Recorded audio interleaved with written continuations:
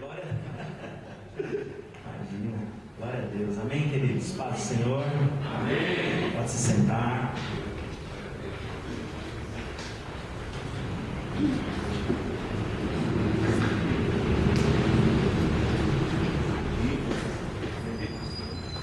Glória a Deus. Eu fiquei sabendo que eu estou inaugurando um culto novo, né? Glória a Deus. Isso aí. Não, eu saí de casa pensando já assim, se não for eu inaugurar, nem vou falar nada lá. Glória a Deus, que tremendo, né? Muito gostoso ver a renovação acontecendo. Eu costumo dizer isso, que quando a igreja fisicamente passa por reformas, por renovo, é sinal de que Deus também está renovando o povo por dentro, né? É algo maravilhoso que Deus tem feito aqui. Queridos, uma alegria estar aqui mais uma vez. Acho que todos já me conhecem, né? E são valentes, e sabendo que eu vou estar aqui, vieram. Então isso é sinal de que é um povo crente mesmo. Glória a Deus por isso. E nós vamos dar sequência na nossa jornada de saber, né? Alguém já disse que a gente aprende e morre burro, né? Então a gente vai sempre ter alguma coisa nova para aprender, sempre alguma coisa nova para entender, né? Para alcançar de Deus. E é uma alegria. Até agora o pastor Floresal estava falando, estava tudo tranquilo aqui. Aí já começou o boicote comigo, tá vendo? Vai dar microfonia, tá vendo? O sonoplasta foi embora, entendeu? Ele falou assim, quer nem saber, esse cara falando aí, eu vou boicotar mesmo. Aí, ó, eu vi, a hora que eu estava para subir, ele mexeu aqui no negócio. Eu não sei o que ele fez, que ele mexeu aqui e falou, agora eu vou deixar daquele jeito zoado. Brincadeira. Queridos, nós tivemos 2 aulas extra falando sobre a apostolicidade da igreja. Não conseguimos terminar a primeira aula, terminamos na segunda, terça-feira, na segunda aula, né, que foi terça-feira passada. E a gente realmente pôde desfrutar de um entendimento, de um conhecimento muito bacana sobre a identidade da igreja, né? Aproveitei que o pastor Floresvaldo não estava aqui, li tudo que eu quis falar, entendeu? E nós mostramos a importância da identidade, né? Quem estava aqui, quem lembra? Olha aí, ó, tá vendo? A Igreja Evangélica Assembleia de Deus, despertai, né? É a identidade da igreja. Despertai é o ministério que arde no coração do plantador da igreja. A Assembleia de Deus é a teologia de um povo, o pensamento cultural teológico de um povo. Evangélica ou protestante é a raiz que nós temos em Cristo, e igreja é o fundamento lançado por Jesus, é a nossa identidade, amém? Então foi algo realmente tremendo aqui na terça-feira passada, e hoje nós voltamos para a nossa lista de assuntos que nós vamos tratar. Nós já fechamos o primeiro módulo, né? Nós estamos nessa disciplina de liderança, fechamos o primeiro módulo, onde abordamos liderança inteligente, né? Falamos ali sobre todos os temas. E hoje nós entramos de fato no segundo módulo, liderança e diaconia. E aí nós vamos entender algumas coisas sobre esse tema. É uma matéria muito importante. Eu diria que para a Igreja de Cristo é fundamental entendermos esse aspecto da igreja, né? E nós vamos transitar então por ele nas próximas terças-feiras. Gostaria muito que você pudesse estar, né? E realmente se inteirar desse tema. E mais uma vez já me coloco à disposição. Se algum irmão tiver dúvida, pode levantar a mão, pode perguntar. Nós estamos na igreja, na casa do Senhor, ministrados pelo Espírito Santo, mas nós estamos num ambiente de aprendizagem, num ambiente de sala de aula, tá bom? Então pode levantar a mão, perguntar, e a gente vai tentando ajudar os irmãos conforme for possível, tá bom? Quero adiantar aqui para os irmãos também já algo muito legal, muito importante, que aconteceu ontem. Ontem, no começo da noite, eu coloquei o último ponto final no mais novo livro que nós estamos lançando. diaconia está pronto, já está escrito, já está preparado. Hoje eu fiz a primeira revisão, né? Vai demorar um pouquinho para você poder tê-lo assim como esse, né?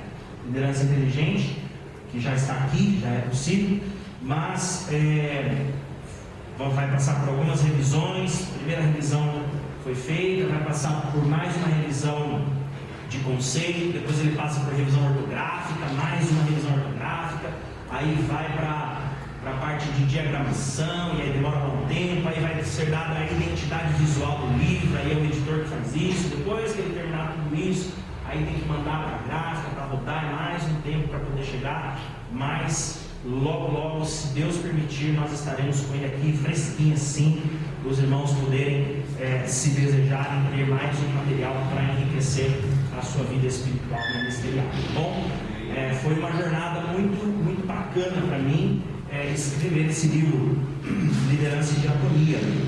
Um estudo bastante delicado, bastante difícil, tive que buscar muitas fontes, muita base para poder escrever ali algo que realmente fosse relevante, importante e sólido, né? Porque nós, quando escrevemos algo e disponibilizamos, estamos de uma maneira indireta talvez, mas nós estamos ditando destinos, né? As pessoas vão ler, não é isso? Os pastores vão se pautar por aqui. Então é uma honra, uma alegria poder comunicar com os irmãos que nós estamos já finalizamos a escrita desse, que é o meu terceiro livro, e o quarto livro, Liderança Eficaz, já está todo esboçado, e aí já vamos começar na jornada das pesquisas. É a primeira parte do livro, pesquisa. Então eu acredito que para o final do ano que vem, Liderança Eficaz já deve estar pronto. Vai em um ano e pouco aí para poder fechar. Em nome de Jesus. Amém, queridos? É uma alegria para mim poder apresentar esse trabalho. Liderança e diaconia faz um tempão que a gente vem trabalhando nele. Glória a Deus. Vamos seguir aqui. Hoje nós temos bastante matéria. Liderança e diaconia. Inclusive, nós já vamos entrar nessa matéria aqui já com muita renovação, com muito material que já está no livro. Eu já trouxe para as aulas para que a gente possa ampliar um pouco ainda, um pouco mais esse saber acerca da diaconia da igreja. O DNA desse módulo, desse estudo, nós vamos encontrar em 2 versículos, quando Paulo fala para Timóteo, em 1 Timóteo 3,13, ele diz assim: porque os que servirem bem como diáconos adquirirão para si uma boa posição e muita confiança na fé que há em Cristo Jesus. E Mateus 20:28, Jesus ele diz assim: bem como o Filho do Homem não veio para ser servido, mas para servir e dar a sua vida em resgate de muitos. Então essa é a essência, essa é a base de tudo que nós vamos falar em liderança e diaconia. Quero te orientar a anotar as informações que você puder anotar, tá? Para que você possa depois rever, estudar, ler novamente, tá bom? Se você tiver alguma dúvida, pode trazer, tá? Pode perguntar, e a gente tendo possibilidade, a gente responde. Não tendo possibilidade, a gente não responde, porque não sei se né? Fica fácil. O nosso objetivo segue o mesmo. Desde o primeiro módulo, a primeira aula que nós tivemos aqui, nós sempre reforçamos isso. O nosso objetivo aqui é trazer informações que possam, ao cabo de tudo, reafirmar algumas coisas que você já sabe. Então, de fato, você vai ouvir algumas coisas que você já sabe, que estão na base da nossa fé, estão na base do nosso entendimento, do nosso saber cristão. Outra coisa que nós vamos fazer aqui é receber novas informações. Então haverão informações que você vai ouvir e vai pela primeira vez ter contato com ela. Então receba também algumas coisas novas que o Senhor vai acrescentar na sua vida para aprimorar a sua chamada e o seu serviço a Deus. E outra coisa que nós nos propomos a fazer nas nossas aulas é corrigir alguns caminhos que às vezes nós achamos que é de um determinado jeito e acabamos vendo que tem um fundamento, mas precisa ser ajustado em alguma medida. Então nós vamos reafirmar, vamos receber e corrigir algumas coisas na nossa jornada de fé. Amém? Eu costumo começar as aulas trazendo uma frase, uma reflexão de alguém que pense sobre o assunto que nós vamos abordar. E eu não encontrei filósofo melhor, eu não encontrei pensador melhor, com um pensamento mais adequado para essa aula do que um homem conhecido de todos nós, que é Paulo de Tarso, quando ele diz assim: para mim o viver é Cristo e o morrer é ganho. Ele diz isso em Filipenses 1:21. Esse texto ele me remete para uma vida de labor, para uma vida de trabalho, né? Porque veja o que ele fala. Ele diz assim: olha, para mim o viver é Cristo e o morrer é ganho, né? O morrer é lucro, dependendo aí da sua tradução. É importante nós entendermos isso. Quando eu falo de lucro, é porque eu realizei algum trabalho, sim ou não? Você teve um lucro porque você fez alguma tarefa, realizou algum trabalho. Então Paulo está dizendo assim que o viver é Cristo e o morrer é lucro. Então, se morrer é lucro, morrer é o resultado de um trabalho. Então qual é o trabalho? Ele mesmo disse aqui: o trabalho é viver para Cristo. O trabalho é viver em Cristo. O trabalho é viver a partir de Cristo. Então, nós podemos dizer, para clarificar aqui a filosofia de Paulo, nós podemos dizer assim, que o meu trabalho é em Cristo, e quando eu morrer, terei todo o meu ganho, todo o meu lucro. Deu para entender isso ou não? Então, viver é Cristo significa que nós estamos aqui para trabalhar para Jesus. Às vezes nós pensamos o viver é Cristo como um pensamento de uma vida cristã comum, uma vida de vir ao culto, de orar, de devolver o seu dízimo, de fazer uma campanha, um propósito. E às vezes nós achamos que viver é Cristo significa tão somente isso. Mas não, veja que Paulo ele não diz assim: uma parte do meu viver é Cristo. Ele diz assim: o viver para mim é Cristo. Então nós precisamos entender que a nossa vida ela deve ser integral na presença do Senhor. A nossa vida ela tem que ser integral diante da chamada que o Senhor tem para nós, né? Quando nós voltamos um pouquinho no tempo e conversamos ali um pouco com o pensamento de João Calvino, João Calvino ele vai dizer que a nossa vida com Deus ela tem que ser integral de tal forma que tudo que nós fazemos tem que glorificar a Deus. E esse pensamento de João Calvino vai gerar uma identidade da igreja que vai trazer para a igreja a realidade do capitalismo. Você sabia disso? Existe um livro chamado A Ética Cristã e o... como é que é? O capitalismo, agora me fugiu o nome do livro. Depois eu trago para vocês o nome do livro, o autor e a editora certinho. Mas esse livro explora um pouco essa condição de que o crente, olha só, o crente, quando João Calvino fez ali a sua obra de reforma protestante e tudo mais, o cristão ele não tinha muito onde gastar o seu dinheiro, porque ele se preservava, né? O que as pessoas faziam com o seu dinheiro naquela época, né, 1500 e alguma coisa, basicamente eram orgias, eram bebedices e tudo mais. O cristão não tinha muito onde gastar o seu dinheiro, então o cristão ele poupava, e o cristão trabalhava muito. E é aqui que está. Por que o cristão trabalhava muito? Porque o crente naquela época entendia que trabalhar era servir a Deus. Olha que interessante. Hoje nós dividimos a nossa vida em sagrado e secular. A gente não faz isso, né? É assim, dias de semana é secular, né? Segunda a sexta, dia útil secular. E o domingo é sagrado ao Senhor, e o sábado se tiver alguma coisa. Não é assim que a gente pensa? Lá na Reforma, aqueles primeiros cristãos, eles pensavam diferente. Eles pensavam assim: tudo que eu faço tem que adorar a Deus. Então trabalhar era um ato de adorar a Deus. Aí nós entendemos Paulo quando ele fala: o viver é Cristo, porque tudo que eu faço adora a Deus, inclusive meu trabalho, inclusive quando eu estou ali servindo o meu patrão, a minha empresa, isso também me faz servir a Deus. Esse pensamento, ele é um pensamento que vai gerar em nós o entendimento do que é a igreja, ou o que é a diaconia na igreja, e é disso que nós vamos falar. O tema primeiro tema dessa primeira aula, nós vamos abordar o servo e a igreja. Então, se você está anotando, pode colocar aí. Primeira aula, o servo e a igreja. Você vai notar que eu nem trouxe o banner novo. Se você anotou no banner antigo, eu dei os títulos das aulas para nós focarmos um pouco mais nesse filtro que eu estou trazendo para você, tá bom? Então, o servo e a igreja é o tema da nossa aula de hoje. Obrigado. Deus abençoe.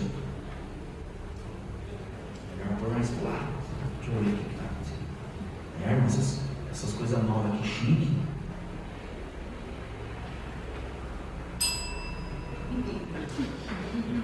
Podia apertar? Isso aí vai ser coisa antiga. Eu fiquei olhando ali, não dá vontade de apertar esses negocinhos, não dá? Eu fico com a coceira para apertar isso. Bem da primeira vez que eu fiquei com vontade de apertar isso. Eu vou apertar agora, estou dando hora que o pastor não vai brigar comigo assim na frente da câmera, né? Se terça-feira que eu não vier, foi por isso, tá? Depois a gente vai se conversar. Aí sim, então é para isso. Ótimo, vou comprar um desse para as aulas, é ótimo. Muito bom. Então, o servo e a igreja. Veja, Paulo ele vai dizer isso para Timóteo, né? Porque os que servem, os que servirem bem como diáconos, adquirirão para si boa posição e muita confiança na fé que há em Cristo Jesus. Nós vamos ver que desde o início, desde o começo, o Senhor ele chamou homens para abençoar a homens. Nós já falamos isso lá na primeira aula, por exemplo, acerca da questão da Bíblia, né? Lembra que nós colocamos isso para vocês? Que a Bíblia foi escrita por homens para ter linguagem humana? Lembra disso? A Bíblia ela não veio via fax, ela não veio por sedex do céu. Deus inspirou homens que a escreveu, né? Por quê? Para que tivesse uma linguagem humana. Então, para isso que a Bíblia foi escrita por homens. Então, desde o início, o Senhor ele escolhe homens, ou ele decidiu usar homens para abençoar os homens, né? E aqueles que se dispõem a receber a sua chamada, aqueles que se dispõem a responder à chamada, vão caminhar dentro de uma linha de serviço a Deus muito séria e muito importante. Uma vez o Senhor estava lá no céu fazendo algumas coisas, ocupado com seus afazeres, e de repente ele olha para a terra e ele vê um camarada lá, Isaías. Então ele comunica com Isaías assim: a quem enviarei? Quem há de ir por nós?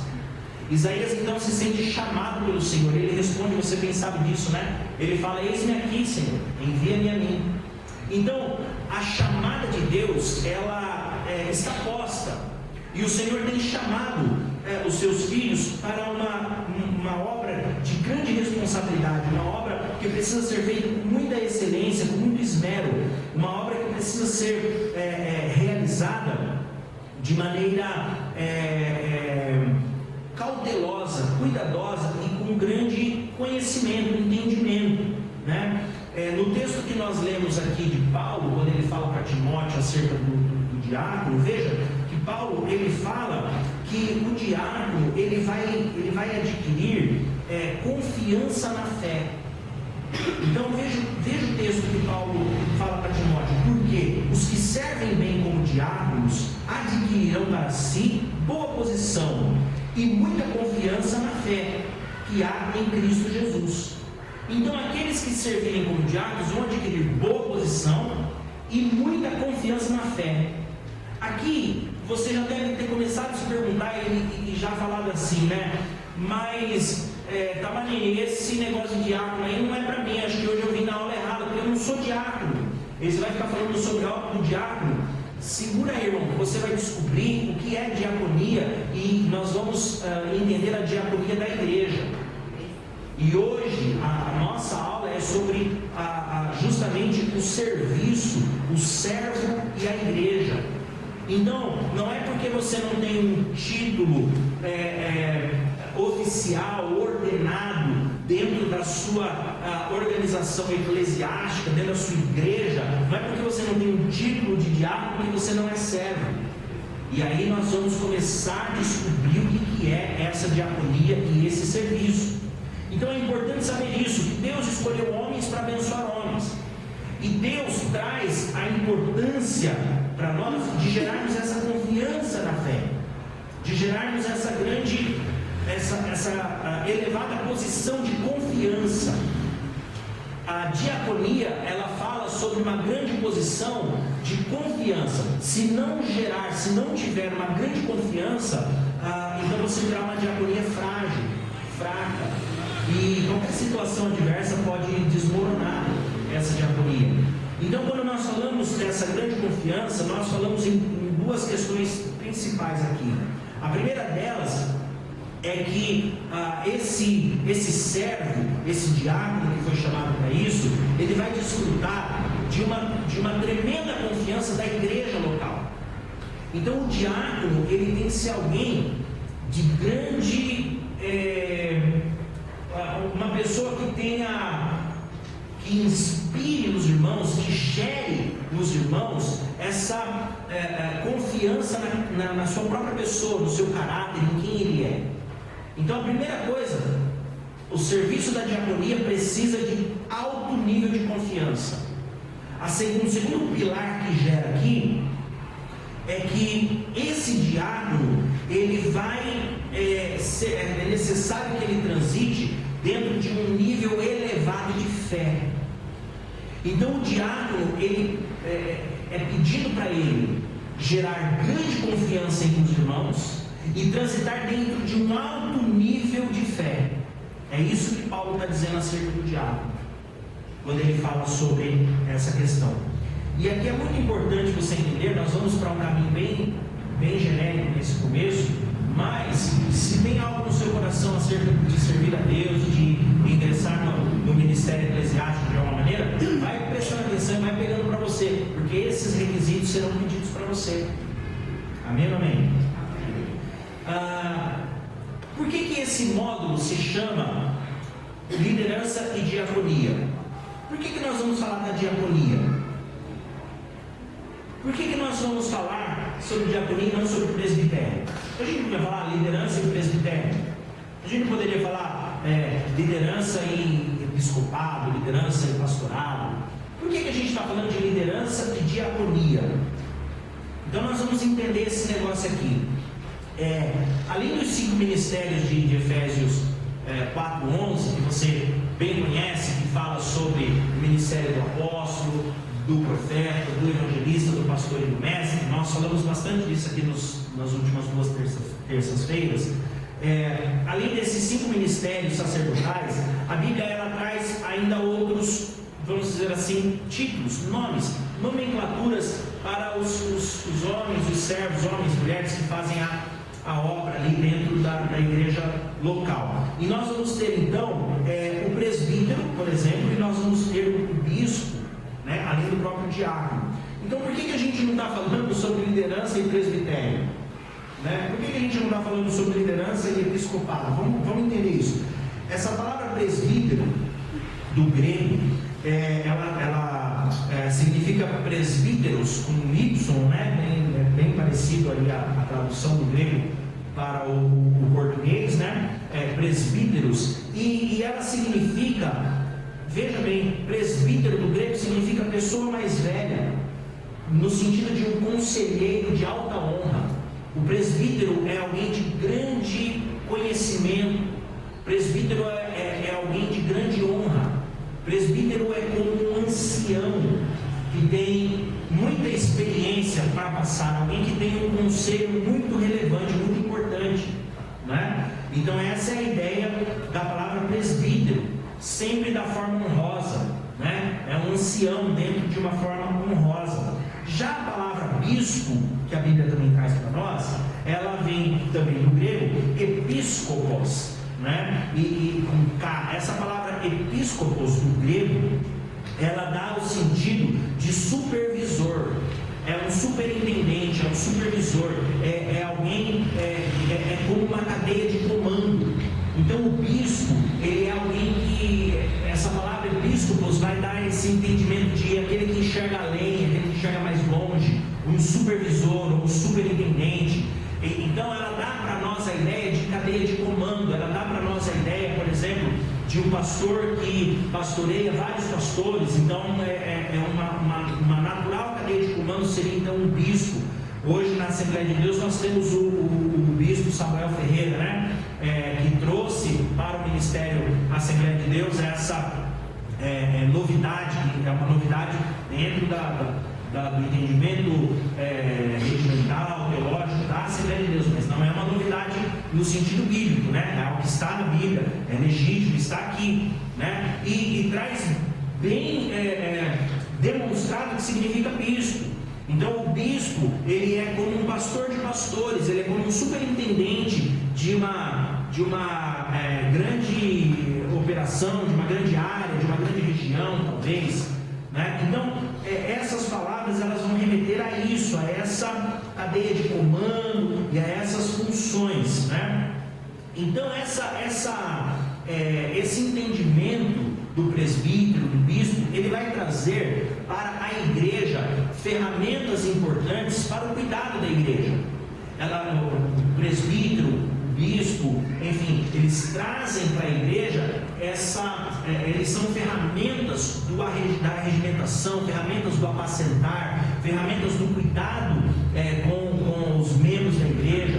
Então é disso que se trata essa nomenclatura. Agora, o termo diácono, no grego é diáconos, né? Com K também, sempre no plural. Esse termo diáconos, no fim de tudo, na próxima aula nós vamos deixar bem esse termo, essa palavra e tudo mais. Não é o assunto hoje aqui, mas só para a gente só para a gente começar, tá bom? Esse termo diáconos, no fim de toda a linha de busca pela palavra, vai significar serviço. Diácono significa serviço, ou então o ato de servir. É muito interessante nós falarmos sobre isso, porque a missão de Jesus evoca justamente o serviço. Jesus veio para servir. Foi o primeiro texto que nós lemos lá, Mateus 20, 28, quando Jesus fala: eu não vim para ser servido, eu vim para servir. Então, essa palavra diácono, ela traz dentro dela, embutida nela, a essência da missão da igreja. E por isso que é tão importante nós estudarmos esse tema, estudarmos essa realidade diaconal dentro da nossa vida de fé. Porque essa é a essência daquilo que nós fazemos, né? O ato de servir e o diaconato, ele é o ponto de partida e o ponto de chegada de qualquer ação cristã. Então o ato de servir, ele é o ponto de partida e o ponto de chegada de qualquer situação, de qualquer ação cristã.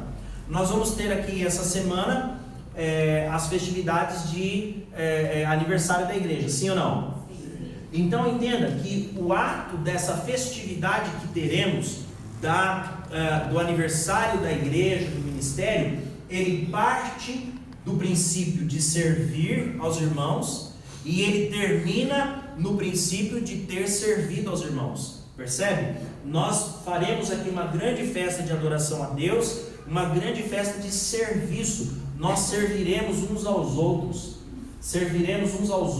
e juntos serviremos a Deus.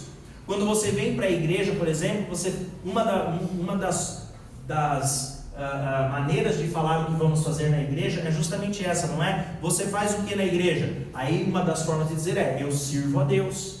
Sim ou não? Então, perceba que no ambiente da igreja, tudo parte e tudo termina no ato de servir. Então, o serviço é a essência da missão da igreja. Aquilo que nós fazemos, aquilo que nós somos como ponto central, né? E o serviço é justamente a diaconia. A diaconia, portanto, aponta para o serviço. Hoje, falando sobre o serviço e a igreja, nós vamos entender um pouco como servir. Então, como nós podemos servir? Como nós podemos transitar dentro desse serviço que é a igreja? Você está aqui hoje servindo a Deus. De alguma maneira, hoje você está aqui servindo. Alguém chegou, cuidou da igreja, cuidou dos equipamentos, alguém fez uma canção, outro cuidou da porta, o outro vai trazer uma oferta, o outro vai cumprimentar alguém que chega, o outro vai fazer uma oração. Então nós estamos aqui no ato de servir a Deus e servir aos irmãos. Amém ou amém? Dentro disso, nós estamos falando do serviço com relação à igreja. E esse ato de servir nos remete justamente ao ponto de liderança que Deus nos coloca enquanto igrejas, ou enquanto igreja no singular. Nós já falamos bastante disso no módulo passado, de que a igreja, ela é líder. Muitas vezes nós pensamos isso, né? Não, mas eu não sou líder de equipe, eu não sou líder de nada, então eu não preciso fazer nenhum estudo sobre liderança. Mas nós acabamos descobrindo que se somos igreja de Cristo, se somos parte integrante da igreja de Cristo, nós somos sim líderes nessa geração. Nós descobrimos isso, que o Senhor nos colocou por cabeça e não por cauda. Nós falamos, por exemplo, de quantas vezes alguém procurou um crente, um irmão, para pedir uma oração, para pedir uma orientação, e esse irmão sequer era um obreiro na igreja, era um membro da igreja. Verdade ou não? Quantas vezes batem na casa dos crentes, você pode orar por mim, pelo meu filho, não é assim que a gente vê por aí? O mundo lá fora, as pessoas, elas não estão preocupadas com a nossa organização eclesiástica. As pessoas lá fora não estão preocupadas com a hierarquia dentro da igreja. Esse aqui é o pastor, esse aqui é o presbítero, esse aqui é o diácono, então se eu for pedir uma oração tem que ser para esse ou para aquele. Não, se alguém entrar aqui, o irmão que está mais perto ali, ele vai chamar o irmão, você pode orar por mim? É assim que funciona. Sim ou não? Então a igreja de Cristo, ela lidera, ela dá o destino da nação e dos povos. E nós precisamos entender essa responsabilidade e assumir para nós essa responsabilidade. Eu escutei uma vez de que o poder, ele não deixa espaço vazio. Então quando a igreja abre mão da sua autoridade, alguém vai tomar posse, irmão. Quando a igreja deixa de influenciar a sociedade, é a sociedade que começa a influenciar a igreja. Quem está entendendo isso, diga amém. Percebe? Então nós vamos falar sobre o líder, e eu quero abordar um pouco do que nós já falamos aqui sobre a influência, porque liderar é influência. Foi J. Oswald Sanders quem disse pela primeira vez: liderança é influência, nada mais, nada menos. Então liderar é influenciar. Vamos falar um pouco sobre esse tema. O que é influência? Como influenciar? Quando eu toco nesse ponto, eu gosto sempre de trazer o testemunho que eu ouvi, o meu amigo pastor Josué França contando certa vez num treinamento, num seminário. Ele contou esse testemunho e eu achei muito forte e peguei para mim. Todas as vezes que eu tenho oportunidade, eu explico o que é influenciar com esse testemunho. Então ele conta que uma vez um grupo de jovens de uma igreja, não sei qual é a igreja, não sei como foi isso, mas certa vez um grupo de jovens o procurou e disse assim: pastor, nós queremos fazer um retiro de jovens, mas nós nunca fizemos e queríamos uma orientação, queríamos que o senhor nos desse um norte aí, como fazer isso. E eles então marcaram numa lanchonete qualquer, sei lá, uma dessas aí famosas, Habib's, McDonald's, não sei, foram para algum lugar, se sentaram à mesa e começaram a conversar sobre o retiro. O líder desses jovens, estava a equipe toda ali, e o líder desses jovens começou a falar para o pastor o que ele queria fazer. Nós queremos ir para um sítio, fazer um retiro, mas eu não sei como fazer. O pastor então disse para esse rapaz assim, falou: olha, fazer retiro é fácil. Você vai alugar um sítio, você vai para o sítio e você já está retirado. Aí ele falou: a grande questão como que vocês vão influenciar esses jovens que vão para o retiro? E o líder dos jovens ali ficou pensando e disse assim: influenciar? Mas como assim influenciar? O que é influenciar? Nesse momento chega o garçom, e o garçom então vai tirar o pedido. Posso tirar o pedido de vocês? Esse mesmo líder olha para o garçom e fala assim: você tem aquele sorvete que vem naquela taça grande, que vem com 4, 5 sabores assim, com aquele caramelo que vai descendo em volta assim, com aquelas chocolatinha, a castanha que desce, o leite condensado que faz churumicante, chubabala house. Aí o garçom disse: tem. Aí ele falou assim: eu quero um desse. O rapaz do lado disse: eu também. O outro disse: eu também. E cada um na mesa foi dizendo: eu também quero, eu também quero, eu também quero. Quando eles terminaram de fazer o pedido, o pastor toma a palavra e fala para esse jovem, fala: isso é influenciar. Você acabou de influenciar todos na mesa a fazer o que você queria fazer. Aí eu aprendo que influenciar é dar tantos detalhes, com tanta precisão, daquilo que você ama com profunda paixão, que vai fazer com que o outro se apaixone por aquilo que você ama. Glória a Deus. Então você precisa dar tantos detalhes acerca de Jesus, você precisa dar tantos detalhes acerca da vida com Deus, com tal paixão, com tal amor por aquilo que você faz. Quando você fala da sua igreja, das obras da sua igreja, do grupo que você faz parte, do círculo de oração, do grupo do Ministério de Louvor, dos jovens, não sei qual é o ministério aí que você faz parte, mas você tem que colocar com tanta paixão, você tem que colocar com tantos detalhes, com tanta importância, que as pessoas que ouvirem você falar sobre aquilo que você ama, se apaixonarão por aquilo. E quando você falar acerca de Jesus, elas se apaixonarão por Jesus, por ouvir de você os detalhes acerca de Jesus.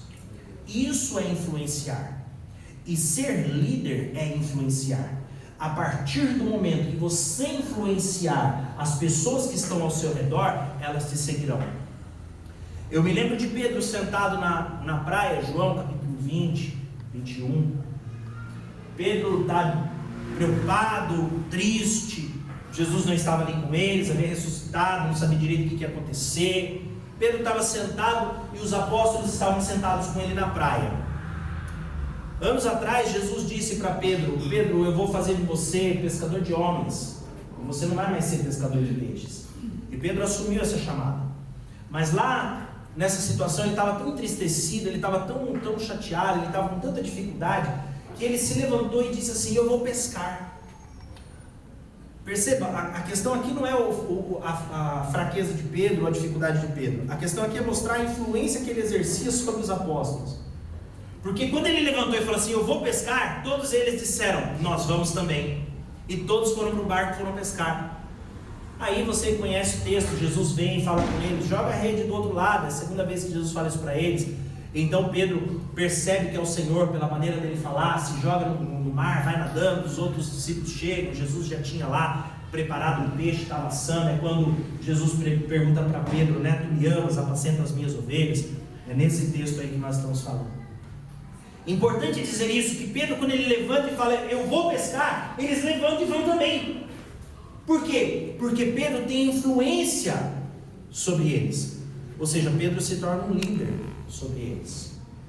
Agora me diga você, como que funciona a influência na sua fé e na sua vida? As pessoas influenciam você, ou a sua fé, a sua postura, a sua paixão por Deus tem influenciado as pessoas que estão ao seu redor? Uau! Diga assim: amém. Não, amém não, fala amém. O negócio aqui pega, né? Então sempre busque a excelência daquilo que Deus deu para você. Sempre busque essa excelência. Sempre procure se aprofundar mais naquilo que Deus deu para você. Deus pôs algo na sua vida, Deus pôs algo no seu coração. Não importa se é muito, se é pouco. Até porque eu costumo dizer que para Deus não há muito e nem pouco. Para Deus há a medida que Ele te deu. Nós falamos de muito e de pouco, por exemplo, na parábola que Jesus conta sobre os talentos, a conhecida parábola dos 10 talentos. Lembra dessa parábola? Aí Jesus dá 5 talentos para um, dá 3 talentos para o outro, dá 1 talento para o outro. Lembra disso? E é interessante porque nós lemos a parábola e sequer entendemos o texto, porque nós achamos: aquele que tinha 1 talento tinha pouco, ele foi infiel no pouco, então Jesus não vai, por Deus, não vai colocá-lo no muito, né? Aí a gente pensou que tinha 2 talentos, né? Também tinha pouco, tinha mais que um, menos que o outro, né? Mas o que tinha 5 talentos tinha muito, então ele foi fiel. Não. A Bíblia fala lá que todos eles tinham pouco, o Senhor volta e fala: foste fiel no pouco, sobre o muito te colocarei. Ele fala isso para quem tem 1 talento, para quem tem 2 talentos e para quem tem 5 talentos. Sobre o pouco.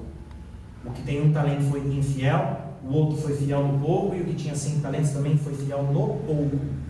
Isso me faz entender uma coisa, irmão: nada do que você fizer será muito para Deus, porque Deus fez todas as coisas que existem. Como que pode ser muito? Deu para entender? É mais ou menos assim: digamos que não existe arroz na face da terra, não existe arroz. Aí você aparece com 1 quilo de arroz. Não faça pergunta difícil, da onde, né? Não me pergunte essas coisas, né? Não existe arroz. Aí você aparece com 1 quilo de arroz. Aí você faz uma panela de arroz, certo? Faz uma panela de arroz. Aí você dá para alguém um pouquinho daqueles grãos de arroz que você tem. E essa pessoa faz um bocado de arroz. Ela mostra para você aquele bocado de arroz que cresceu bastante. Aquele bocado de arroz, para você que tem todo o arroz, é muito ou é pouco? É pouco. Para a pessoa que não tem nada, nossa, olha quanto arroz eu tenho. Mas para você que é o dono do arroz, um bocado de arroz vai ser sempre menos do que aquilo que você tem. Eu quero dizer que, vamos colocar dentro de um exemplo maior, vai. Qual é o grande ministério, a grande igreja que o Senhor olha e fala: uau, que igreja grande? Qual é? A Assembleia de Deus Despertai? Não, porque a Assembleia de Deus, a Madureira é bem maior. Tá, então a Madureira é a igreja que o Senhor vai falando: uau, que igreja grande. Se a gente olhar, por exemplo, para uma igreja, qual é a maior igreja, qual a maior denominação protestante evangélica do mundo, né? É a igreja do pastor David Paul Shaw, que faleceu agora há pouco tempo, né? Acho que não tem 10 anos que ele faleceu. A igreja que é plantada ali na Coreia do Sul, ele é um sul-coreano que planta a igreja, e nesse modelo de cultos nos lares, esse modelo de célula, foi daí que veio essa questão das células. E a igreja dele, vamos colocar assim, tá? O CNPJ dele é o maior em condição de igreja, né? Você acha que Deus olha lá do trono dele e fala: uau, que igreja enorme? Você acha isso? Não acha. Sabe por quê? Porque o Senhor olha lá do alto e ele vê uma igreja, que é a igreja dele. Então, se ele vê a maior igreja que tem, ela é menor do que a igreja dele, porque tem outras partes dessa igreja que compõem a igreja de Cristo. Você consegue entender isso, não? É como um quebra-cabeça. Eu tenho uma peça grandona assim, de um quebra-cabeça, e um monte de peças menores. Essa peça grandona, ela pode ser grandona, mas ela só é inteira se todas as outras peças montarem aquela imagem do quebra-cabeça. Ou seja, não importa o tamanho da pedra do quebra-cabeça, importa que elas todas juntas formam o desenho do quebra-cabeça. Deus é maior que tudo aquilo que você possa fazer. Então não existe grande ou pequeno para Deus. Para Deus existe aquilo que Ele confiou na sua mão, e isso é grande para Deus. Deus te deu na sua mão interceder e orar por uma pessoa para que ela se salve do inferno. Faça isso, porque esse é o teu ministério, e apresente para Deus esse talento, porque o Senhor vai olhar e falar: quão grande obra você fez. Deus deu na sua mão ser um missionário internacional que vai levar a ministração como Billy Graham, como John Stott, que pregaram para ginásios, estádios lotados e milhões se converteram. Vai ser essa a sua chamada? Faça com zelo, com amor, porque o Senhor vai olhar e falar: uau, quão grande obra você fez. Seja 1, seja 1 milhão, aquilo que Deus te deu é aquilo que Ele vai requerer de você. Amém ou não amém? Nós temos frequentemente esse pensamento, né? Rick Warren, ele fala isso no livro Uma Vida com Propósito. Ele fala, né, que atos de adoração a Deus, pequenos atos com grande amor, com grande zelo, são na verdade grandes atos de adoração. Pequenos atos aos nossos olhos, que são feitos com esmero, com cuidado, com dedicação, são grandes atos de adoração. Por exemplo, quando você foi convidado a estar aqui toda terça-feira para aprender algo, que está sendo trazido para você, uma proposta de conhecimento, uma proposta de saber, e aí você assume isso como uma chamada, um ministério. Eu preciso estar lá, quero aprender, eu quero. Isso é um grande ato de adoração. É um pequeno ato de você sair da sua casa terça-feira e estar aqui. E para Deus é um grande ato de adoração. Por quê? Porque você está respondendo a uma chamada. A partir daí, você está exercitando a sua própria liderança como igreja de Cristo na terra. Deu para entender essa dinâmica ou não? O grande medo que as pessoas têm para servir a Deus, para se tornar essa influência e influenciar pessoas, o grande medo que as pessoas têm geralmente está ligado ao medo de assumir um compromisso. Ah, meu irmão, falou em compromisso, né? Basta você pegar o irmãozinho que é noivo faz 15 anos. Já conheceu alguém assim? Tem alguém assim, né, nesse lugar? Né? Alguém vai falar, revela a Deus, fala Jeová, essas coisas? Não, né? O irmãozinho, é meu noivo. Quanto tempo vocês são noivos? 19 anos.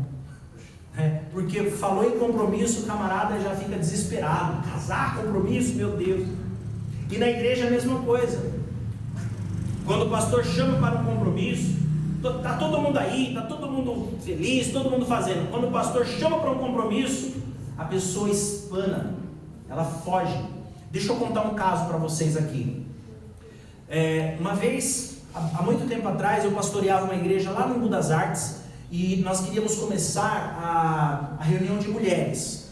E aí tinha uma irmã lá, que era frequente nos cultos, era uma jovem muito ativa e tal, e ela tinha, né, uma vida de oração, uma vida com Deus e tudo mais, e ela me chamou. Ela disse, pastor, vamos começar um trabalho com as mulheres, faz tempo que a gente não faz aqui um culto de mulheres e tal. Eu falei, irmã, já que, né, Deus incomodou o coração da irmã, então minha irmã já tem coragem de assumir aí o compromisso, fazer, tá bom, pastor, deixa comigo e tal, marcou tudo, tivemos uma reunião naquela semana, preparamos tudo, anunciamos, ia ser de quinta-feira, aí anunciamos para a igreja que quinta-feira ia começar a reunião das mulheres e tal, não sei o que, e aí ela fez todo um projeto e tudo mais, e na quinta-feira eu fui para a igreja, abri a igreja e tal, chegaram ali algumas irmãs que ela havia chamado da igreja, que a gente havia convocado, e a irmã não foi. Eu falei, deve ter acontecido algum problema, né? Pensa, eu fiquei preocupado, falei, de repente, ou um problema familiar, sei lá, alguma coisa, né? E aí, eu estava por ali mesmo, né? Tive que tomar os meus dotes mais delicados. Ministrei ali aquela reunião de mulheres e depois fui atrás da irmã, fui tentar saber o que aconteceu com ela, não achei. A irmã aquela semana, na outra, e a irmã ficou um mês sumida da igreja. 30 dias, 4 quinta-feira. Lá um dia ela foi no culto. Falei, irmã, pelo amor de Deus, como é que tu me faz um trem desse? Agita todo mundo e tal, e largou assim. É tipo quando Deus chamou Isaías, né? Eis-me aqui, envia aquele ali. Né? Não dá. E aí, irmão, sabe o que ela falou para mim? Ela falou assim para mim, sabe o que acontece, pastor? Conversamos no começo da semana, no culto no domingo, e aí na segunda-feira eu fui para o monte, fui orar, né? A gente tem o costume de orar no monte e tal. Falei, mas e aí? E aí, pastor, veio um servo de Deus, um profeta no monte, e falou para mim que o diabo estava furioso comigo, e que era para eu tomar cuidado, porque o diabo estava furioso comigo. Aí eu pensei, foi por causa do culto das irmãs, não vou mais. Fugiu, irmãos. Ela fugiu. Aí eu falei para ela assim, falei, irmã, fica tranquilo que o diabo não está mais furioso contigo. Não está não, pastor? Não, porque ele já ganhou de você. Quando a gente fala em compromisso, as pessoas fogem. Quando a gente fala em responsabilidade, as pessoas não querem. Eu não sei se o pastor Florisvaldo tem essa questão aqui, acho que não, isso só acontece na minha igreja. Tem alguns irmãos que, se a gente fala assim, irmão, você agora é responsável por varrer o chão da escolinha da igreja. O irmão nunca mais vai na igreja. Quando você não fala nada para o irmão, todo dia ele chega, pega a vassoura, vai na escolinha, varre a escolinha, põe lá, deixa bonitinho. Mas se você falar assim, olha, irmão, a partir de agora você é responsável, nunca mais a pessoa vem. Fala, Deus. Não é assim que acontece o negócio? Olha aí, ó. Vai revelando, Jeová, revela tudo. Quer que eu fale aqui o nome do CPF? Irmãos, nós precisamos entender que há uma necessidade de nos comprometermos. E muitos têm medo de assumir o compromisso. Muitos têm medo de assumir um compromisso com a chamada que Deus tem nos dado. Você precisa entender uma coisa: é uma grande responsabilidade cuidar das almas. É sim uma grande responsabilidade. Maior ainda é a responsabilidade de não cuidar delas. Uau! Então, se Deus está te chamando, se Deus te trouxe algo dentro do seu coração, pouco importa se é para orar por uma pessoa, pouco importa se é para você chegar mais cedo e arrumar as cadeiras, pouco importa se você vai, não importa, Deus te deu algo para fazer. Não recuse, não fuja, não fuja. Lá na nossa igreja, a minha mãe recebeu de Deus a tarefa de limpar a igreja. E nós colocamos os irmãos para fazer a faxina, lavar os vidros, as coisas maiores assim. Mas ela fala assim: eu quero fazer sozinha. Segunda-feira eu venho, essas coisas grandes assim, junta a equipe, todo mundo faz. Mas eu quero estar sozinha aqui na segunda-feira. Ela vai, ela tira todas as cadeiras, ela passa pano, ela vai orando, ela vai limpando, ela tira o pó das coisas, ela lava os banheiros, ela arruma sozinha na segunda-feira. É um ministério que Deus deu para ela. E ela está servindo a Deus dessa forma. Deu para entender, irmãos? Então nós precisamos assumir as nossas responsabilidades. Deus não vai tolher você, Deus não vai tirar você dos seus próprios sonhos, dos seus próprios propósitos. Não. Deus ele vai integrar você. Nós falamos bastante disso aqui na última aula que nós tivemos sobre liderança inteligente, a vida do líder. Deus não errou quando te chamou. Deus conhece você, a sua família, os seus filhos, o seu trabalho, o seu tempo, sua saúde. Deus conhece isso. Ele não errou quando Ele te chamou. Ele te chamou por completo, por inteiro. Então você é que precisa trazer para a equação da sua vida, dos seus compromissos, tudo aquilo que compõe a sua vida. E dentro dessa equação, colocar as prioridades e servir ao Senhor. De maneira correta, de maneira singela, simples, com amor, né? Nesse aspecto, muitos irmãos passam a pensar dessa forma, né? Mas eu não posso fazer o que Deus me mandou fazer porque tem meu emprego, eu não posso fazer isso porque eu tenho minha família, eu não posso fazer isso porque eu tenho meu trabalho, eu tenho o meu casamento, eu tenho Mas Deus, quando te chamou, Ele conhecia tudo isso. É você que tem que ajustar as coisas para que tudo se torne harmônico na sua vida. Você não precisa matar a sua família para servir ao Senhor. E você não precisa também deixar de servir ao Senhor porque Ele te deu uma família. Você precisa entender que a família que Ele te deu é para que essa família também o sirva. O que Josué falou? Eu servirei ao Senhor sem a minha casa. Foi isso que ele disse? O que ele falou? Eu e minha casa serviremos ao Senhor. Josué, quando ele fala estou servindo ao Senhor, nessa matemática dele, nesse cálculo que ele faz, ele traz a família, a esposa, os filhos, tudo isso para Josué é servir ao Senhor. Entende? Então nós é que precisamos fazer esse cálculo e trazer para nós essa verdade. Muitas vezes alguns irmãos acabam servindo a Deus por medo. Você já ouviu falar assim, Deus vai pesar a mão, se você não fizer, você vai pagar preço. Meu irmão, o preço foi pago na cruz.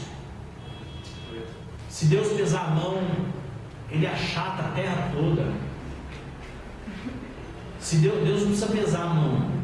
Se Deus soprar, meu irmão, se Deus ficasse gripado, ia ser um perigo. Cada espírito de Deus poderia aniquilar a terra e todo o universo. Você está entendendo?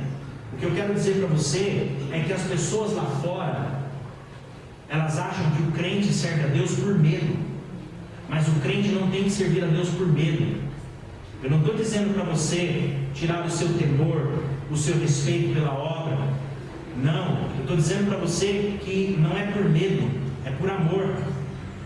No mesmo livro, A Vida com Propósito, o Rick Warren, ele fala assim: obedecemos a Deus não por obrigação, medo ou imposição, mas porque amamos e confiamos que Ele sabe o que é melhor para nós. Então nós servimos a Deus porque o amamos e confiamos que Ele sabe o que é melhor. Você entende isso? Então nós precisamos transitar dentro dessa linha. Eu quero retomar aqui um ponto essencial que nós trouxemos na última aula dessa disciplina de liderança. Fazem, portanto, aí 3 terças-feiras, né? É um link, uma conexão entre essas duas aulas, né? Para que você possa entender. E é justamente alguns princípios que cabem para nós nesse ponto de liderança, nesse ponto de influenciar, de servir a Deus, que é justamente viver com propósito. Repare que em toda a trajetória de Cristo havia sempre uma grande multidão seguindo a Ele. Havia uma grande multidão, e as pessoas estavam seguindo Jesus porque elas queriam algo dele. Verdade ou não? As pessoas iam lá por quê? Porque Ele curava. As pessoas iam lá por quê? Porque Ele libertava. As pessoas iam lá por quê? Porque Ele ensinava com grande autoridade, a qual eles nunca tinham visto. Texto bíblico, né? Então as pessoas, elas sempre quiseram algo, elas iam atrás de Jesus, mas eram poucos aqueles que estavam dispostos a ajudar. Como, por exemplo, aquele menino que chega para Jesus diante daquela multidão e fala assim: olha, eu tenho, para Jesus ou para um dos discípulos, né, ele fala: eu tenho aqui 5 pães e tenho 2 peixes. E através daquela pouca, entre aspas, ajuda, que Jesus faz aquele grande milagre e alimenta toda aquela multidão. Amém ou amém? Percebe isso? Então nós precisamos entender qual é o nosso propósito, porque o Senhor tem nos chamado para o serviço. O Senhor nos chamou para servir. Nunca foi tão importante nós voltarmos às bases da nossa fé e servirmos a Deus da maneira como Ele nos chamou para servir. E isso aqui, querido, é fundamental. Nós vivemos um tempo em que as pessoas estão se desconectando daquilo que é eterno. Quando eu digo isso, falo sobre a própria igreja. A igreja começou a se desconectar daquilo que é eterno. As igrejas, as comunidades de fé, por aí afora, muitas delas estão preocupadas com aquilo que se pode pegar, com aquilo que se pode acumular, com aquilo que se pode juntar, e deixaram de se preocupar com aquilo que é eterno. Cabe a nós que estamos aqui ouvindo isso, corrigirmos a nossa rota, corrigirmos nosso caminho. Nós vivemos um tempo em que as pessoas choram e gemem por socorro, e elas não encontram socorro. Acontece que o próprio Senhor Jesus, Ele diz isso em Mateus 9:38, Mateus 9:38, Jesus ele fala assim: verdadeiramente grande é a seara, poucos são os trabalhadores. Peça ao Pai ou ao Senhor da seara para que envie trabalhadores. Bom, eu leio esse texto, eu imagino Jesus colocando uma plaquinha pendurada dizendo assim: ó, precisa-se de trabalhadores. Aí a pergunta para mim e para você é: você aceita o trabalho? Uau! Percebe?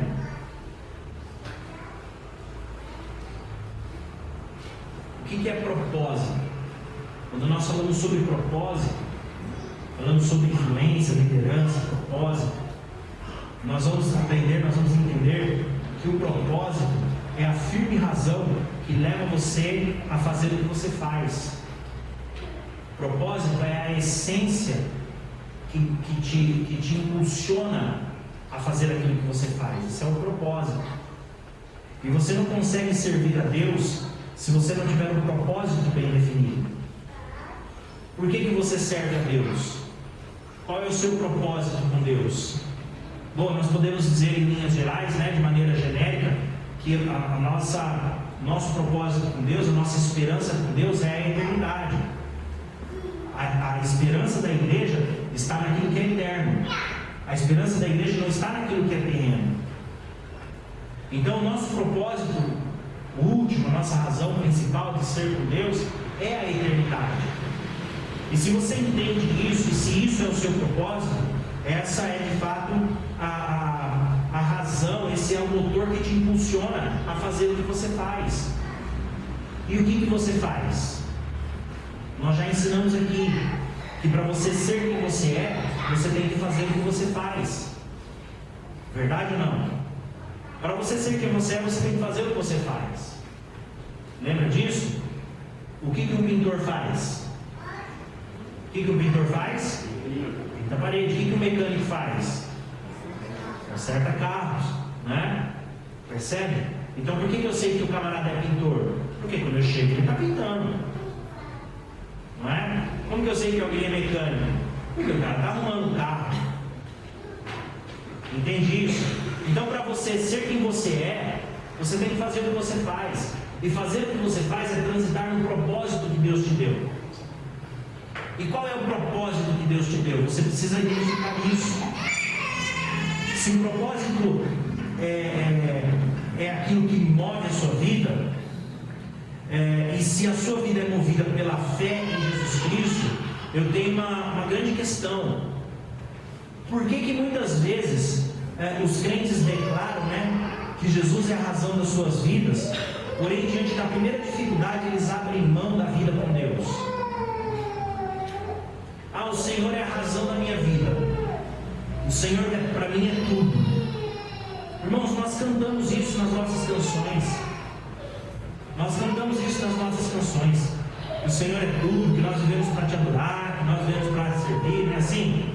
A gente não canta assim? A gente canta assim. A gente declara isso, a gente prega isso, a gente ora isso, né? Mas aí diante das adversidades, dos problemas, das questões, muitas vezes nós não deixamos nem a situação se prolongar, a gente já desiste. A gente já abandona a nossa chamada, já abandona o nosso propósito, o nosso sacerdócio diante de Deus. E aí a igreja vai perdendo a sua função de servir. Sabe por quê, irmãos? Porque nós servimos como igreja de maneira interdependente.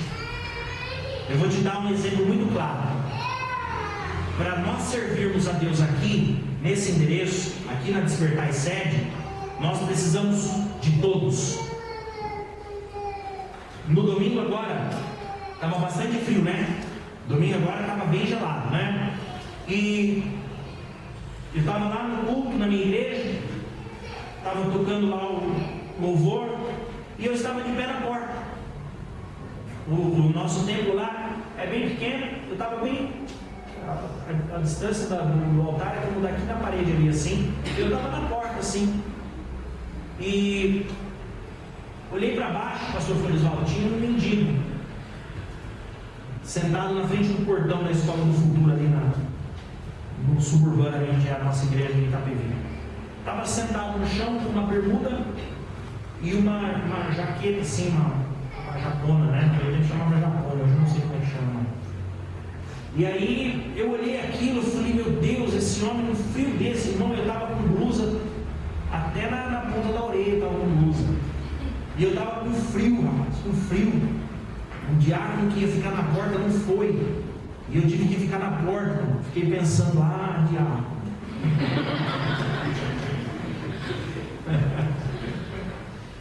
E aí eu estou lá na porta, né, servindo a igreja, servindo aos irmãos, maior alegria, e eu olhei, e eu ali com frio, irmão, olhei lá embaixo aquele homem sem blusa.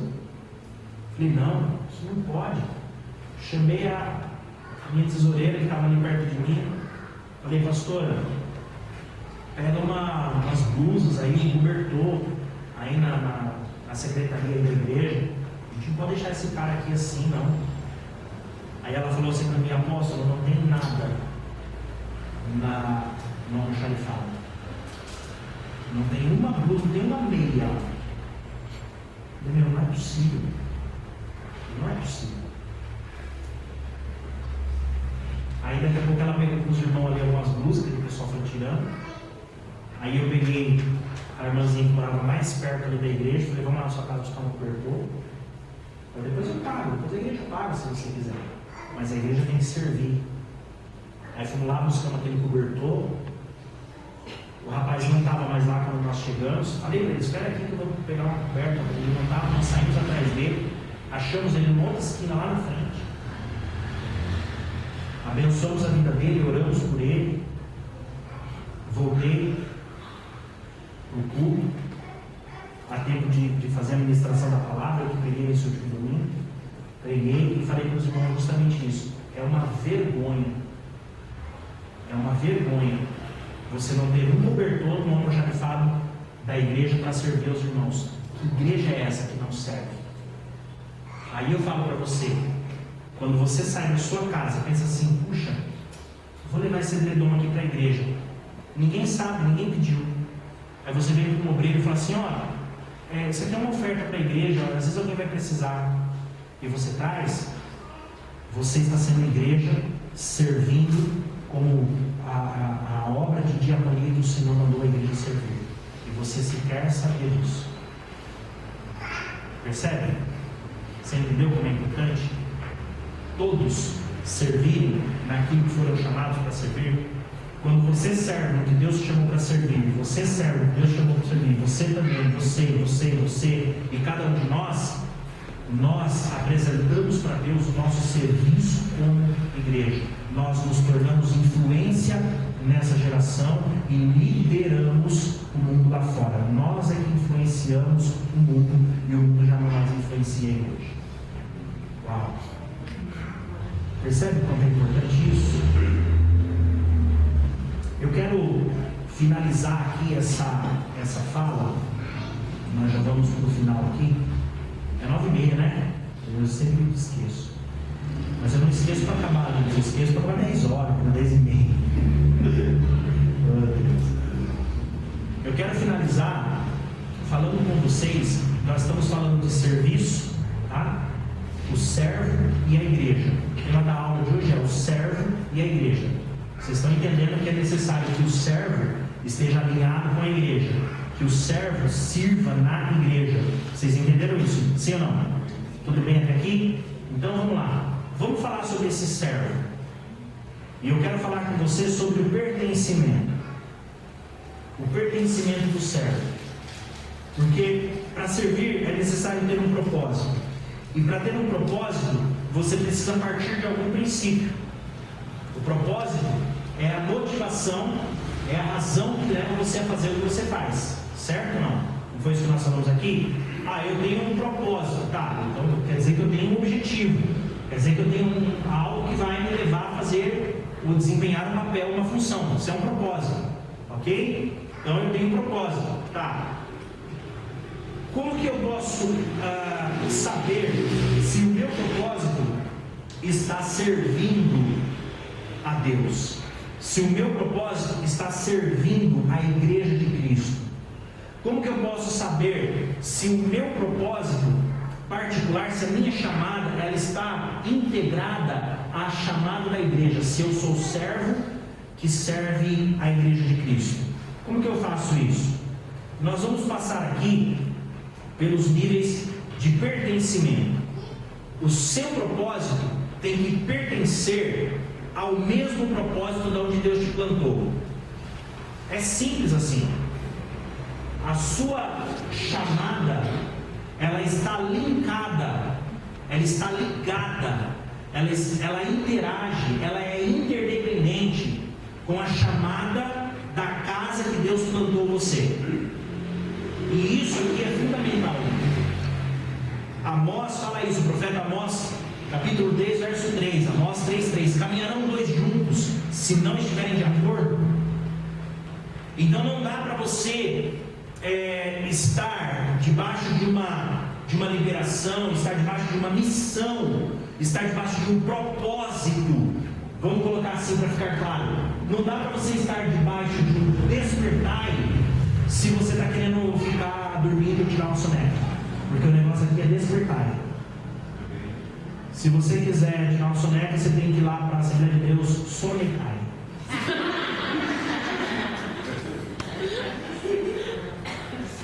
Não adianta você querer andar junto com quem não vai para o mesmo lugar que você, irmão. Não adianta. Como é que é? Ouve isso aí. Não faça isso não.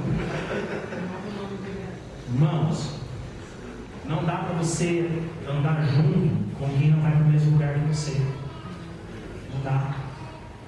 Então o seu propósito como servo, ele tem que estar linkado, atrelado à liberação da casa que Deus te plantou. E aí você precisa então se empenhar para isso. E nós vamos pensar aqui então no pertencimento, como que você faz para pertencer à liberação que Deus te deu em 4 níveis. O primeiro nível do pertencimento, anota aí se você está anotando. O primeiro nível do pertencimento é o desejo. Eu trouxe essa mesma mensagem lá em Londrina, quando nós tivemos a honra de participar da plantação daquela igreja ali no bairro Vale Azul, né? Eu só lembrava do azul, não sabia se era vale, se era monte, sabia que era azul. Glória a Deus, né? E eu tive a honra, a oportunidade de trazer justamente essa mensagem lá. E essa mensagem ela faz parte aqui desse ensinamento. E ela também está contida no livro Liderança de Diaconia, que você terá a possibilidade de adquirir para você daqui a alguns meses, se tudo der certo. Amém? Desejo. Primeiro nível do pertencimento é o desejo. Marcos capítulo 10, verso 17 diz assim: quando Jesus ia saindo, um homem correu em sua direção e pôs-se de joelhos diante dele e perguntou: o mestre, que farei para herdar a vida eterna?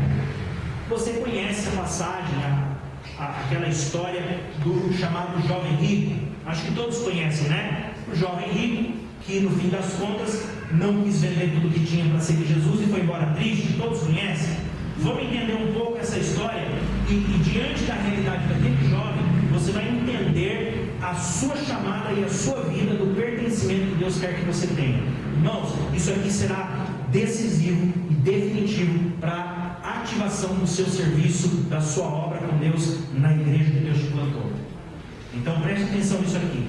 Aquele jovem, ele chega para Jesus e ele fala: olha, eu preciso andar com o Senhor, eu quero andar com o Senhor.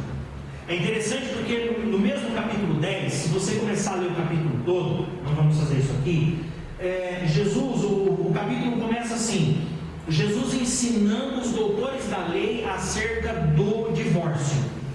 Eles fazem uma pergunta complicada, era uma pergunta legislativa, era uma questão da lei de Moisés e tal, e eles tentam pegar Jesus na lei. Só, meu irmão, que Jesus, ele conhece toda a lei. Jesus, ele forjou a lei. Diante do trono dele na eternidade, só aqueles doutores da lei que não sabiam disso. E quando eles chegam para questionar Jesus, porque Moisés disse, porque não sei o que lá, Jesus ele dá uma aula de legislação para aqueles doutores. E aí, meu irmão, quando você vê um cara dando uma aula de legislação para o doutor, você fica fã do cara, não fica? Às vezes a gente vê isso aí, não vê? O guarda chega lá, porque eu vou te multar, por isso aí o cara fala assim: não, mas ó, a lei fala aqui assim, assim. Você fala: o cara conhece os direitos dele. Não é legal a gente ver isso? Dá uma alegria, né? Você fala assim: uau, esse cara é 10, né? Então eu fico imaginando esse jovem, ele estava lá, tinha uma multidão, Jesus estava ensinando. Chegaram os doutores da lei, começaram a discutir com Jesus, e o jovem estava lá encostado num cantinho assim. Quero ver o que Jesus vai responder agora, né? Aí Jesus começa a falar: olha Jesus, cara, o cara manja mesmo da lei. Mas os doutores da lei, esses doutores da lei, os caras vão pôr Jesus no bolso, aí ficaram olhando, e de repente os doutores da lei vão embora, tudo cabisbaixo, né? Que fala entre as pernas. Jesus dá uma aula, uma lição de legislação neles, e eles vão embora. Esse jovem, a Bíblia não fala isso, mas eu fico imaginando, porque ele estava ali no cenário, ele olha para isso e pensa: meu Deus, que sabedoria tem esse rabi, que sabedoria, que entendimento tem esse mestre, eu preciso andar com ele. Preciso andar com quem sabe. Esse jovem aqui, ele era um judeu, ele cumpria a lei, então ele estava buscando um mestre para ele seguir. De repente ele olha para Jesus, Jesus acaba de dar uma lei de falar com os doutores da lei, Jesus está lá no cantinho, e aí o que acontece? Vem um monte de criança correndo atrás de Jesus. E os apóstolos começam a se segurar e pedir as crianças. Não pode ir lá com o mestre, não sei o que. Jesus fala, ei, o que vocês estão fazendo? Não, deixa as minhas crianças, delas é o reino dos céus. Aliás, se vocês não forem igual a elas, vocês estão enrolados, viu? Aí vem as crianças, põe Jesus, um puxa a barba, o outro meleca ele, vai com o nariz ranhento, beija, cara, essas coisas. Criança. E outra coisa, Jesus era um cara legal. Porque criança não gosta de ficar perto de gente chata. Pode ver, aqui tem um cara legal na igreja, as crianças vão dizer, é, não é? Aí tem um cara chato, chega assim, as crianças. É assim, não é? Jesus era um cara legal, um cara agradável. Uau, Jesus era a expressão do amor. E essas crianças correram, puxaram a barba de Jesus. Jesus, ele abençoou as crianças e tal. Esse jovem que estava vendo aquilo falou: meu Deus, o cara discute com os mestres, com os doutores e abraça as crianças, beija as crianças. Esse cara aqui só pode ser de Deus. No mesmo nível que ele tem de sabedoria, de conhecimento, de lei, que ele anda com os doutores, ele beija a criança, abraça a criança. Porque, irmão, essa questão que nós temos cultural hoje das crianças faz pouco tempo, tá? Faz pouco tempo. Criança não tinha valor nenhum, não. Tá? A criança era desprezada, tanto quanto as mulheres, durante tanto tempo. Sabia disso? Esse negócio de estatuto da criança e do adolescente, isso é tudo recente. Tá? Naquela época, a criança não tinha importância nenhuma. Esse jovem ficou olhando, foi a mesma autoridade que ele tem com os grandes, ele tem de humildade com os pequenos. Preciso seguir esse cara. E a Bíblia fala que Jesus levantou e foi andando. E esse menino, ele sai correndo, se joga, ele se ajoelha aos pés de Jesus. Bom mestre, o que eu faço para ter a vida eterna? Você concorda comigo que ele desejou estar perto de Jesus? Ele saiu correndo. Ele se pôs de joelho diante de Jesus. Ardeu um desejo no coração dele de servir Jesus. Esse é o primeiro nível do pertencimento. Ele disse: eu preciso pertencer. Eu preciso pertencer a Jesus. E aí nós precisamos entender que tudo aquilo que é novo, tudo aquilo que que a gente é apresentado pela primeira vez, gera desejo, gera vontade. É bacana você ver. Eu, quando eu entrei aqui, falei: eu vou vir para essa igreja. Falei lá, não falei, Daniel? Falei: eu vou congregar lá. Vocês vão perder o momento que vai trocar de igreja. Amém. Pensa numa igreja bonita, numa igreja gostosa, os irmãos calorosos, pastor charmoso. Falei: eu vou lá para essa igreja. Toda vez que você vai para um ambiente novo, te gera desejo, te desperta algo assim, fala: puxa, que legal isso aqui. E o desejo é uma boa porta de entrada para o pertencimento, mas não é suficiente para o final. Por quê? Porque o desejo é estético, o pertencimento tem que ser genético. Deixa eu te explicar isso, eu não posso entender. Infelizmente, deixa eu pôr aqui o modo. Ué, mas tá no modo avião? O avião caiu. Se eu coloco isso aqui. Ué?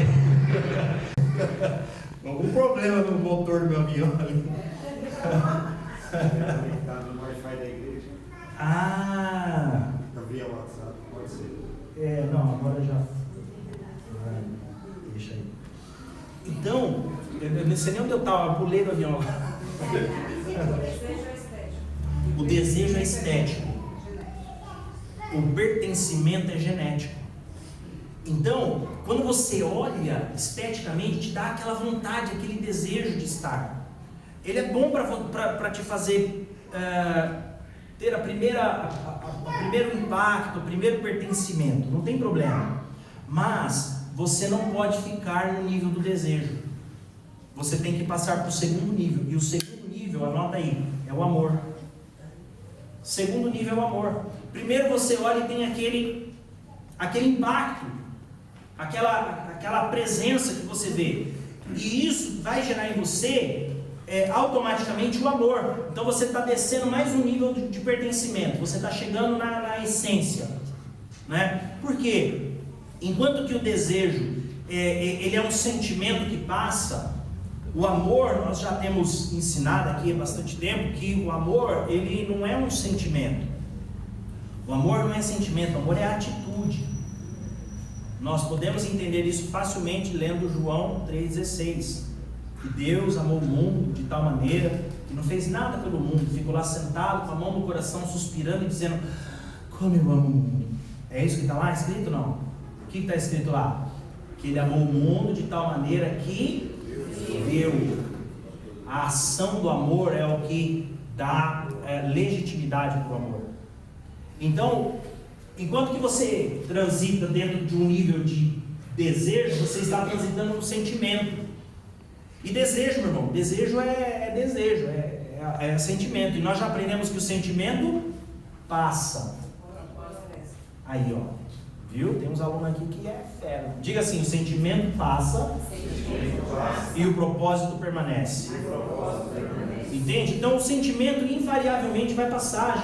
A gente passa por sentimentos constantemente do nosso dia a dia, né? Você de repente está com um desejo de tomar um sorvete. Você sai com o desejo de tomar um sorvete. Ai, que vontade de tomar aquela casquinha do Mac, né? Ai, que maravilha. Aí você está no meio do caminho e você vê lá uma pastelaria com pastel fresquinho, aquele cheirinho, você fala: meu desejo acabou de mudar. É ou não é? Então o desejo muda assim, ó. O desejo vai passar, o sentimento vai passar. O que tem que permanecer é o propósito. E nesse caso é o amor. Quando você sai do desejo e entra para o nível do amor, você vai entender que é algo mais excelente. Veja, 1 Coríntios capítulo 12, capítulo 12, Paulo vai ensinar sobre dons, e ele fala sobre os dons, buscar os dons, escolha os melhores dons, e é fabuloso, extraordinário, precisamos buscá-los. No fim do capítulo 12, verso 31, ele vai dizer assim: entretanto, busque com toda dedicação os melhores dons. Passo agora a mostrar-lhes um caminho ainda mais excelente. E aí começa o capítulo 13. E no capítulo 13 ele começa a dizer: ainda que eu fale a língua dos anjos e dos homens, se não tiver amor, seria como um sino que ressoa, como um metal que tinha. E aí ele começa a falar sobre amor, é aquele poema extraordinário de 1 Coríntios 13, que destrincha o amor e como se transita dentro do verdadeiro amor. Percebe? É algo mais excelente. É você buscar uma excelência. Esse é um princípio básico, irmão. É um princípio básico do relacionamento humano. Primeiro você deseja, depois você ama, né? Aquele jovenzinho, né? Aquela mocinha que está aí entrando na fase adulta, né? Aí aquela mocinha olha o rapazinho lá na igreja. Ai, o coração dispara, né? A perna treme, palpitações pelo rapazinho. Ai, é lindo, né? Aí você olha, como o Daniel, por exemplo, só uma vareta, pouca, né? Aí você vê uns meninos desses assim, olha lá, né? As moças olham assim, né? Ai, que coisa linda que Deus criou, né? Quando a gente olha, a gente fala: isso aí, né? Irmãos, eu passei isso recentemente lá em casa. Minha filha veio, né? Pai, quero casar, achei o amor da minha vida, porque ele é lindo. Aí eu falei: tá bom, filha. Ele tá vindo ali. Eu na calçada esperando vir. Ele ali chegando, e eu olhando, não tava vendo ninguém. De repente, quando chegou: esse aqui? Eu achei que tava vindo alguém, já era esse chegando aqui. Esse aqui? Tá bom, né? Fazer o quê? Né? Quem vai casar você, sou eu, né? Mas perceba que primeiro nasce o estético. Primeiro você olha, é o desejo estético. Você olhou e desejou: ai, porque é lindo, ai, porque é maravilhoso, ai, porque... E aí, se você quiser permanecer dentro de um pertencimento, você precisa caminhar para o nível do amor. Aí gera o amor. E o amor é um propósito que vai permanecer. Amém ou não amém? E aí nós começamos a entender o pertencimento e vamos direto para o terceiro nível do pertencimento. Querido, você tem que transitar nesses níveis de pertencimento. E o terceiro nível do pertencimento que nós temos aqui é justamente a aliança. É justamente a aliança. Marcos 10, no verso 6, diz assim, 6 em diante: mas no princípio da criação Deus fez o homem e a mulher. Por essa razão o homem deixará seu pai e mãe e se unirá à sua mulher, e os dois se tornarão uma só carne. E assim eles já não são dois, mas sim uma só carne. Entende? Então, quando você tem o primeiro nível do pertencimento, é o desejo. Olhou para aquela jovem, olhou para aquele rapazinho e desejou. Aí começa a descer para o nível do amor. Começa a caminhar para o nível do pertencimento de amor. E aí pronto, descobriram que se amam, ou seja, descobriram que tem propósito. Descobriram que há um propósito. Logo eles vão partir para a aliança.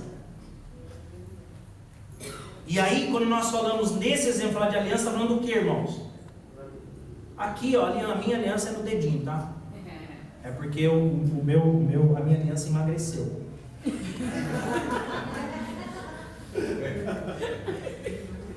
Não foi meu dedo que engordou. Minha aliança diminuiu. Muita louça que eu lavo, e ela foi colhendo, né? Mas tá aqui a minha aliança.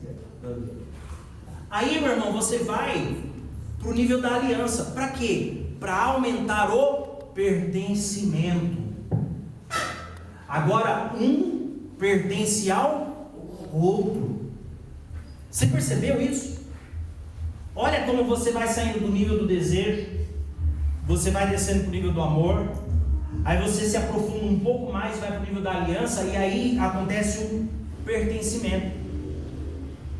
Houve uma aliança. E esse casal então aumentou o seu nível de pertencimento. Quantas vezes você disse a frase: tenho uma aliança com você? Quantas vezes você disse para o seu pastor, para a sua igreja: pode contar comigo? Quantas vezes você abraçou seu pastor e falou assim: pastor, nós temos uma aliança? Sabe qual que é o problema, querido? É que o pastor acredita. Esse é o problema. E às vezes você está no nível do desejo, mas você está falando que está no nível da aliança. E o pastor acha que você já o ama a missão, achou o propósito, caminha junto. Você está falando de aliança, mas você ainda está no estético, você ainda está na aparência. Entende? Então nós precisamos entender qual nível nós estamos. Aí alguém pode dizer assim: então não tem como descer para um quarto nível, porque você já está no nível da aliança, vai fazer o que agora, né? Mas tem um quarto nível de pertencimento que você só vai realmente estar plantado dentro do propósito que Deus te deu. Você só vai pertencer à casa que Deus te plantou como obreiro, como servo nessa geração, quando você conseguir chegar no quarto nível do pertencimento, que é o nível do sacrifício. Uau! E esse é o nível que as pessoas muitas vezes não querem chegar. Muitos chegam a transitar até o terceiro nível. Porém, nessa mesma analogia do casamento, né? Parece que se perdeu essa ideia de que o casamento é santo, de que o casamento é até que a morte os separe, né? Perdeu-se essa ideia de manter o casamento com empenho, com esforço. Porque, meu irmão, é até que a morte os separe o casamento. Eu não quero levantar juízo de valor sobre segundo casamento, sobre divórcio, não é nossa aula aqui hoje. Então, um pouco estou pregando, estou aqui ministrando conhecimento para o nível de liderança. Então, eu não quero entrar nesse mérito. Mas o casamento é até que a morte se separe, né? Em dezembro agora eu faço 20 anos de casado com a minha única esposa. Às vezes a gente fala com a minha primeira esposa, quer dizer que vai ter a segunda? Não, a minha única esposa. Ah, já pensou em divórcio? Não. Em assassinato já, mas divórcio não.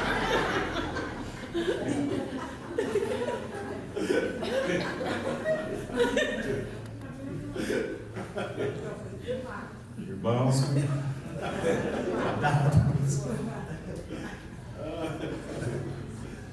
a gente brinca, irmãos, mas o negócio é sério. Sabe, você tem que transitar dentro da linha do sacrifício. Eu acho isso tão interessante, tão interessante. Você tá rindo, tem uns caras aí que estão se denunciando. E eu não sei não, porque teve umas irmãs que riram mais que os rapazes, então eu tô achando que o negócio aqui tá meio invertido. Cuidado, irmão, se você for comer uma salada, tiver assim umas bolinhas pretas, sabe? Né? Cuidado, cuidado. Ah, uma pimenta nova, né? Cuidado. Cuidado. Misericórdia, né, irmãos?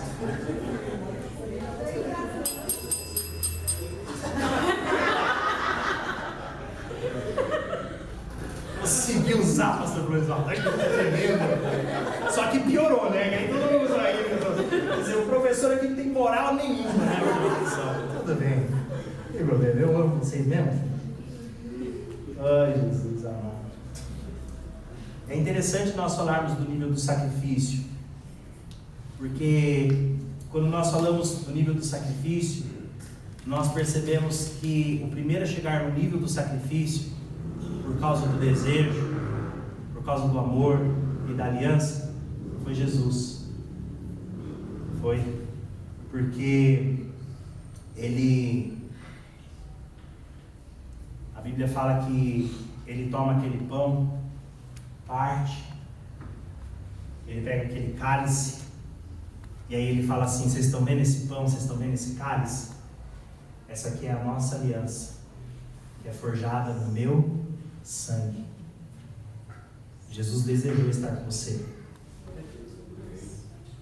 Ele desejou. Ele estava no céu e ele disse: eu quero estar com eles. Jesus, ele amou e se deixou dar por nós.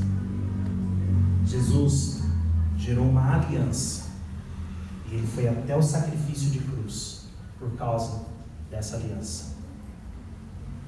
E nós, às vezes, fazemos como aquele jovem rico. Para fecharmos aqui, Marcos 10, 21, 22 diz assim: Jesus olhou para o jovem, né, e o amou. E disse: falta-te uma coisa. E disse: vá, venda tudo o que tem, tudo o que possui, e dê o dinheiro aos pobres, e você terá um tesouro no céu. Depois, venha e siga-me. Diante disso, ele ficou abatido e afastou-se triste, porque tinha muitas riquezas. Quando, dentro da missão que Deus nos deu enquanto igreja, quando nós olhamos e desejamos, é muito gostoso.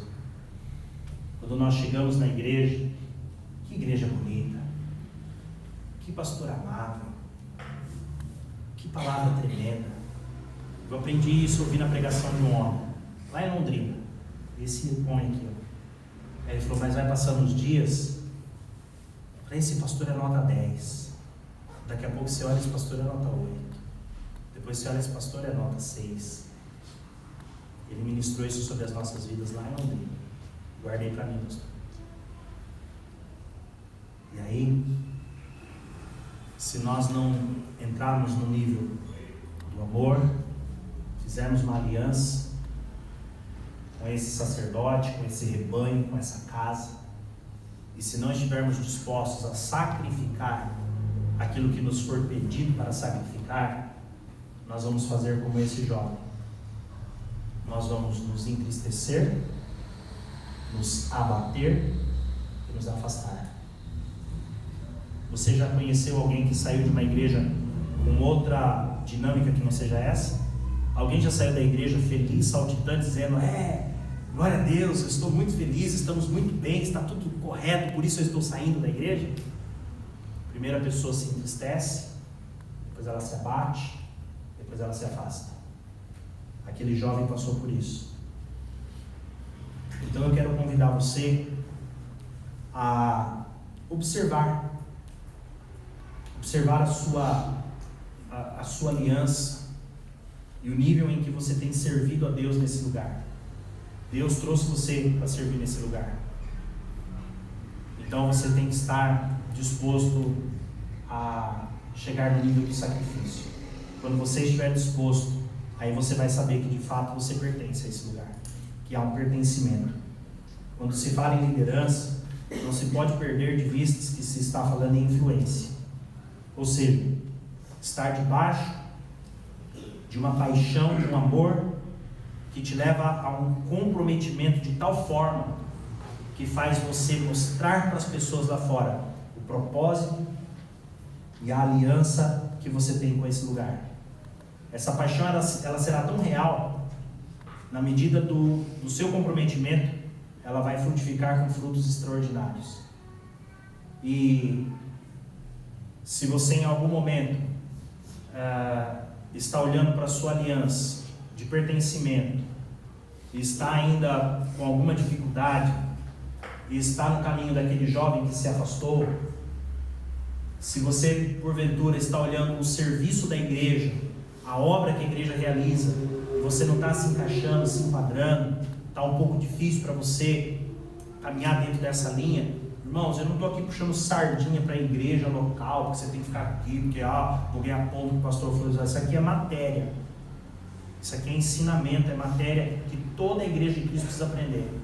Deus plantou várias igrejas em vários lugares, porque o povo dele se reúne em vários lugares, e se Deus te plantou para se reunir aqui você tem que ser plantado e estar aqui.